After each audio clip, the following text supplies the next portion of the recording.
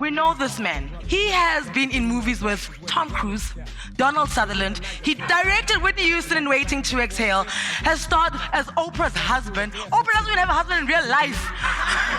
And today he's here to tell us all about the Godfather of Harlem. I am obsessed. I am 4 episodes in. Let's bring the man out here. The 4th African-American man to have a Best Actor Oscar. Forrest Whitaker!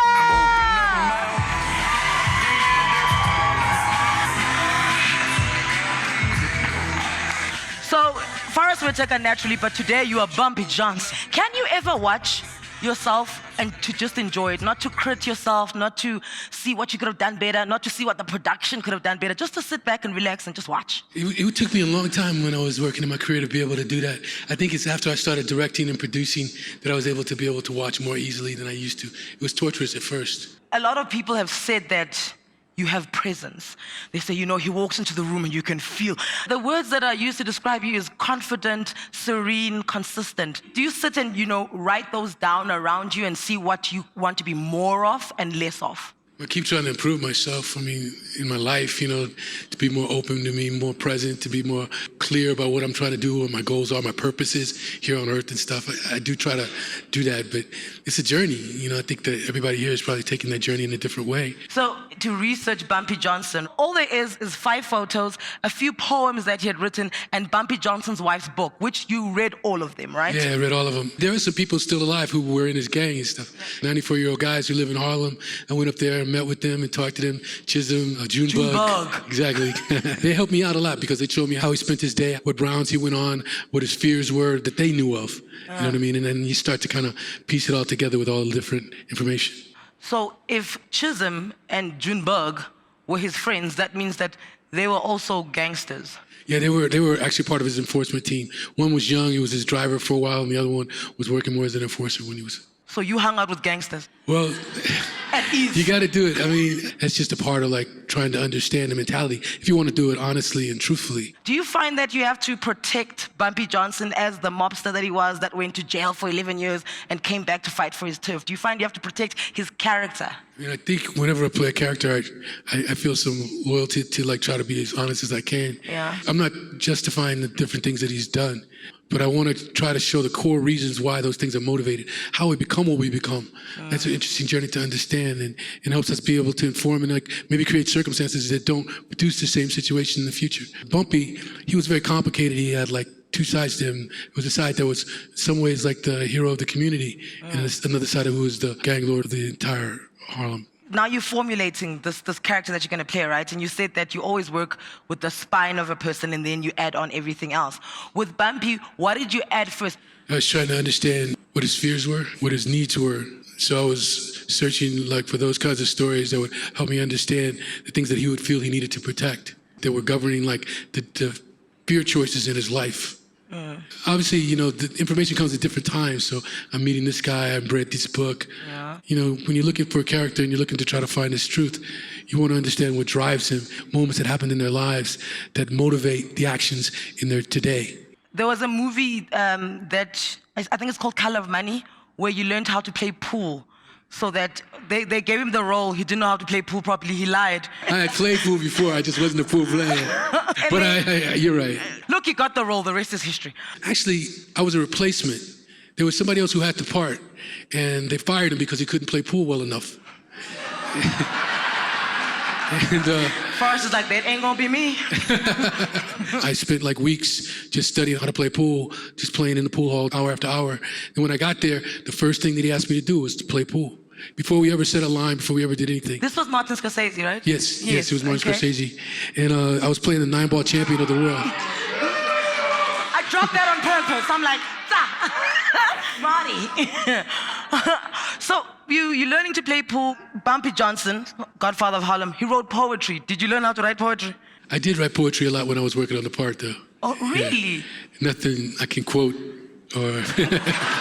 He was a chess player, he was a poet, he was a strategist, and I was trying to understand those kinds of things about how he was maneuvering his people inside of the community to be able to survive, and also to try to understand how he was navigating the time itself, 1963, big marked year for the beginning of the civil rights movement. I think the backdrop of the 60s is what kind of was interesting for me. Because during that year in 63, that was the year that they killed the bombing of the 4 Birmingham girls. Yeah. That was the year that Wallace said, segregation now, segregation today, segregation forever. You know, that was when Martin Luther King had the March on Washington. And it was the year that Kennedy was assassinated. So all that stuff was kind of intermixed inside of what we were doing as people, and it was influencing us as it does in society. What can you not mess up when it comes to depicting the story? We try to be as accurate as we can to truth. Yeah. I mean, we had a really great writing team, but they were taking this framework of like this year and like inserting like the different moments they knew happening inside of our characters' lives and trying to be as accurate as we could while we were telling this story. What's really fortunate about the show too for me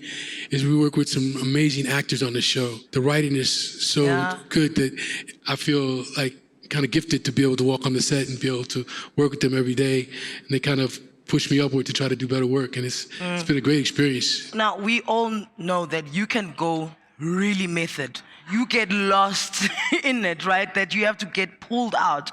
What of Bumpy did you take home because you realized you couldn't afford to leave it on set because you must keep this sacred because tomorrow it has to come back to work? There's the essence of the spirit that you kind of keep. In this case, there was cues that I chose that would like trigger me into like going into that space. Maybe a memory I had to think of or different things I had to figure out. And those would trigger me to get into that space. So I would stay near that, like more like it's like a ghost, an outline. And then I would be able to emotionally put myself inside of that outline. Is that something that you get taught or is that something that you just pick up along the line? I'm sure that there are methods and things that where they teach you different things like that. I mean, I have my own quote unquote method.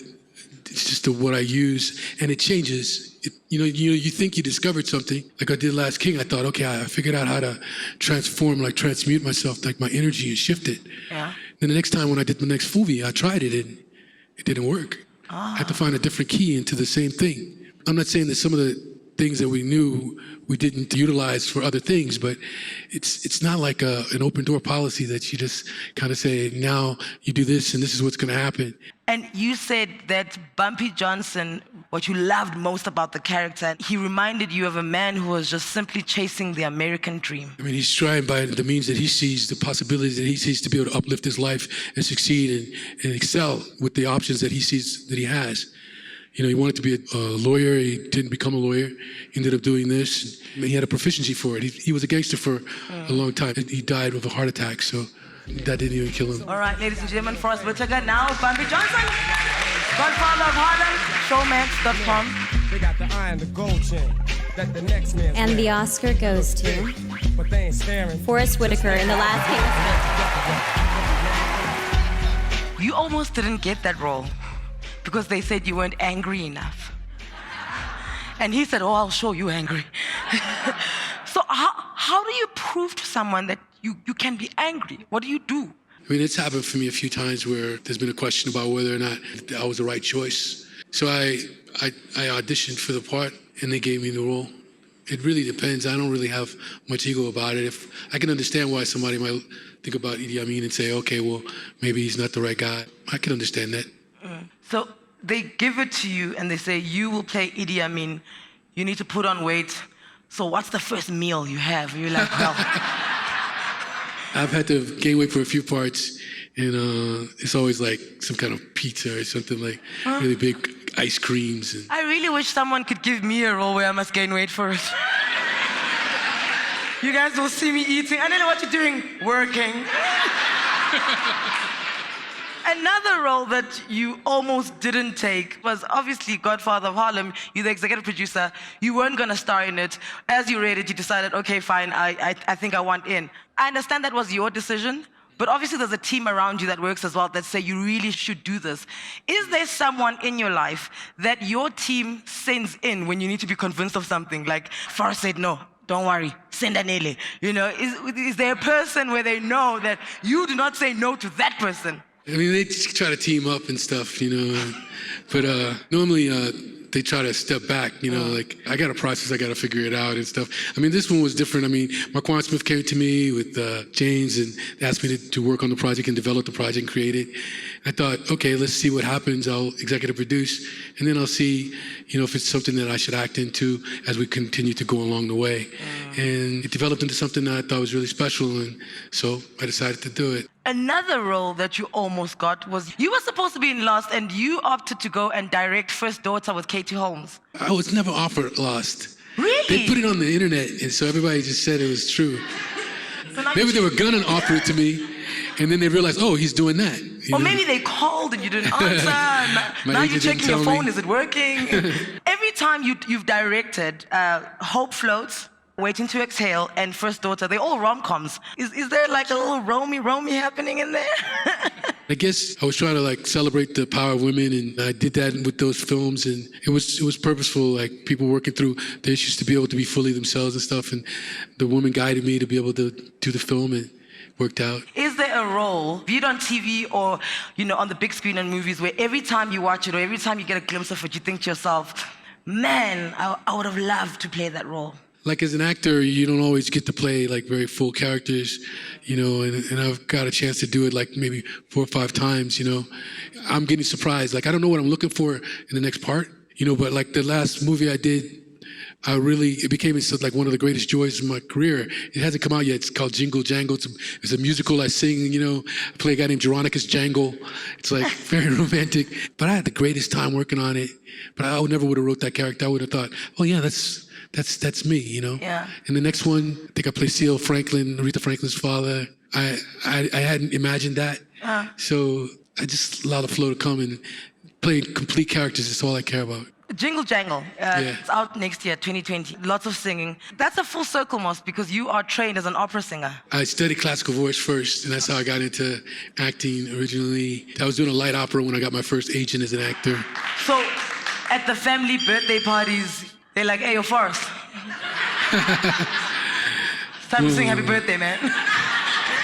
2 of my daughters are singers, so I don't really I'm not allowed to sing. It's like I can't sing at all. They look at me like, what are you doing? Dad, you're embarrassing us. Exactly. This morning on my radio show, I said to you, people will look at you and think you're shy. I don't think you're shy. I just think you'll speak when you want to say something, and not because you have to say something. What are you like when you're angry? It can be big, not violent or anything, just loud, boisterous. Mm-hmm. Like that's the line from the show. You asked me on your radio show to say something. You said, what are we going to do? We're going to get loud and boisterous. That's the first thing. Okay, so that's... So I did it. I answered your question. Okay, you did answer my question. There you go. All right, what are you like when you are extremely happy? What are you like? What do you want to do? Where do you want to go? The outdoors, I like the beach. I think that's the place sometimes I can find a little bit of peace and enjoyment. One of the few vacations I remember when I was younger was just scuba diving and eating mangoes all day. And it was a great memory in my head. Your Instagram account, I went to go find it yesterday, and you've got like 2 posts. What? There was a bunch of Instagram accounts, like maybe, 12 or so, but they weren't me. And people have been using them, and there were a lot of followers and stuff. And so just recently, they had asked me if I would create my own Instagram account. And so it just happened. So just now flipping over to it actually being me. I've never been on Instagram until like a few days ago. Really? Well, welcome to Instagram. It's Forrest Whitaker. Please go follow him. Because I have a few photos that I really feel that you should be posting on your Instagram account. Do we have those photos, please? I mean, come on. I don't know if people know this, but your mom was a teacher and she went on to get 2 degrees for herself whilst putting all of you through school. I feel like you're channeling your mom there. That is such your mom thing to do. Am I right or am I wrong? That's a nice thing to say, yeah. I'll tell her you said that. Where is this? This was in Iowa. I went there to the school to work with some of the youths there. At that time, I was in Barack Obama's President's Committee for Arts and Humanities. And so I was working, it was years, decade ago. And that was one of the things that we were doing. Another picture that I think should be on your Instagram account? Tell me about that. I have a NGO called the Whitaker Peace and Development Initiative. We work with youths that are afflicted by conflict and to empower them to be able to be peacemakers in their communities and to be social entrepreneurs and businessmen. We finance businesses in those communities, and we create what you're seeing here is a learning center where we train in computer technologies, life skills, business skills. We're in 5 countries right now, and we're actually starting to work here in South Africa, in Athlone, in the Cape Flats. I think that's wonderful. Hello, President Whitaker. What's going on there? I've been working in peace building for a long time, so they made me a special envoy for peace and reconciliation. So I've been there for UNESCO, and I'm also on what they call the advocacy group for the SDGs and the reintegration of child soldiers. It's one of the things I've been working with because we work with child soldiers quite a bit in South Sudan. We have had a program there for a number of years. Was that all that interest spurred on from going to Uganda to shoot Lost King of Scotland? Well, it was the first time that I met child soldiers, and I recognized this kind of look inside of their eyes that was similar to the kids that I'd known as I was growing up. And so I decided to start working there, and at first I started working and building an orphanage. Yeah. Then I started this organization, WPDI. We've probably directly affected about 400,000 people. Many of those youths have gone on to work in peace building and creating peace treaties as well between tribes and their local communities. And wow. Is that something of you that you feel may one day surpass your role to the world as an actor? I think so. If I go back to why I started working on characters and stuff, when I was working as an actor, I've always wanted to try to find that thing inside that connects me to all of them. And as I pull away all these things, as you discussed, the different experiences and things, I ultimately get down to a raw, pure core. And at that core is when it's connected to everyone and everything. And in that way, I was making a journey to try to understand the universality of people and the connections that we have as human beings. But all the programs are for youth empowerment and for development, that they may be able to be peace builders and community builders in their communities, and to be able to build the infrastructures for greater prosperity for those around them and themselves. Around the way, he'll have a chain on his neck, claiming respect just to get a rep. All right, where are the microphones? I'd like a few questions from the crowd. Hi, I wanted to ask, your work as an actor is often quite intense, and even your NGO work. How do you look after yourself and come back to yourself after doing something that intense? Different rituals help.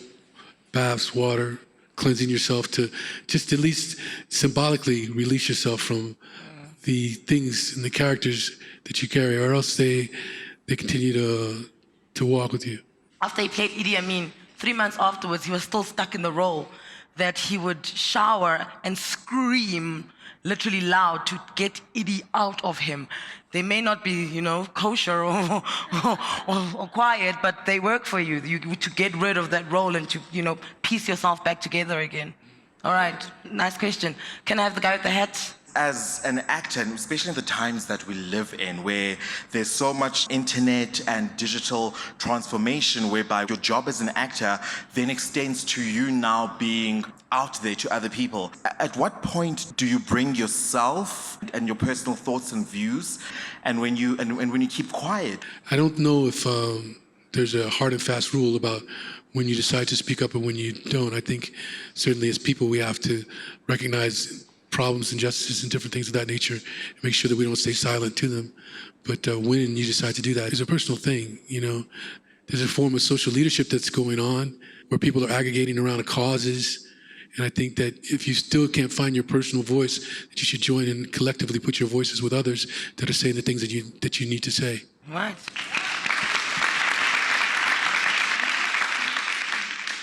I just wanted to know, as this is the first TV series that you've acted in, what do you do as an actor to keep the character fresh? And also, what privileges do you have as a black actor that black actresses are still fighting for?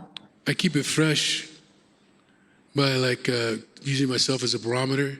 A lot of times I've chosen roles that, cause me a little bit of fear as to whether or not I can accomplish them. That maybe I can do something great.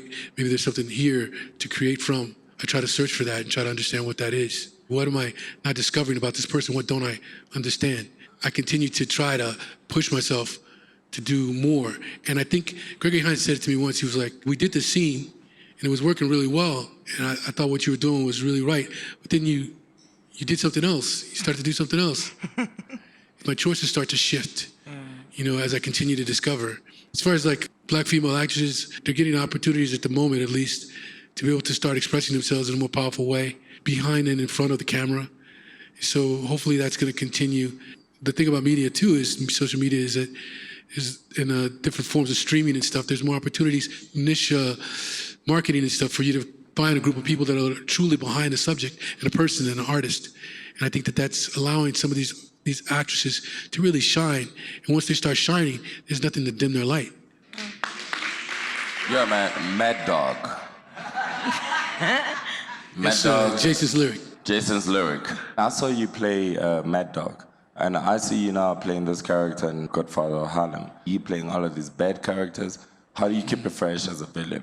And my lucky 1.2 question was to check if you and I are the same size feet. It's funny. It is funny. The not fresh thing it's not about the characters, because I've been really fortunate, actually. In my career, I've played like so many different types of people and characters. I haven't been pigeonholed even now. I mean, I'm playing an inventor in one, I play a reverend in another, play Godfather of Harlem in another one. You know, so I think the thing to keep fresh, though, is how I can make it seem alive inside of myself. Yeah. My desire, my passion to do it. That's the thing I needed to try to keep fresh. I can feel unfresh in any one of those parts if I don't have that happening. And it took me, honestly, it was a 5-year period where I was like thinking, I don't know what I'm doing. You know, I don't know if I should be doing this anymore, you know, because it's not happening, you know, the way I don't feel the spark, you know. But luckily I like stuck it out and I kept trying, and then I started trying some of my older tasks, and then it started to find itself. I don't know, I think it's individual still. But I know that you have to look for the new, you have to discover the fresh, you have to be like the child, you know, and that's hard to maintain. But it's kind of part of creation. Creation is anew. The word itself is birth, you know, and we just have to keep doing it. That's kind of like what we chose to do. Being Jewish, being white, being gay, watching the episode with the march, seeing the neo-Nazis speaking so derogatory about, obviously, African Americans and looking at what's happening around the world today. Did you feel at the time that beyond the story that would have a meaning and have relevance and engage with people, that actually it would be something that would be so relevant today? Because on so many levels, it feels like nothing's really changed. One of the reasons why I chose to do it was because that's, as we were developing the script, we were going to be the mirror, the prism for you to be able to look at the past and recognize the future in the present from it.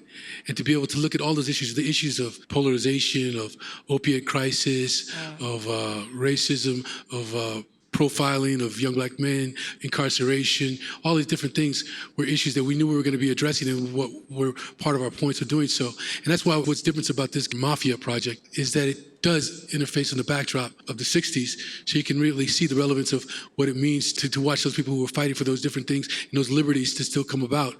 People are doing that now, but this project was meant to like not only entertain, but to be a vehicle for you to be able to measure and look at what's happening today, as well as what happened yesterday, and to recognize the things that are continuing to happen, and what can we do in our conversations and our thoughts to be able to change those things, to add our voices to them. That was why I did it. That was one of the main reasons why, and why I thought that this period of time to do it in was a particularly good one. All right. And on that note, it is a wrap. Mr. Forrest Whitaker, thank you so much for your time. There we go. This right here is your favorite actor's favorite actor. It's Forrest Whitaker! You have been wonderful. You have been amazing. Brothers are amused by other brothers' rap.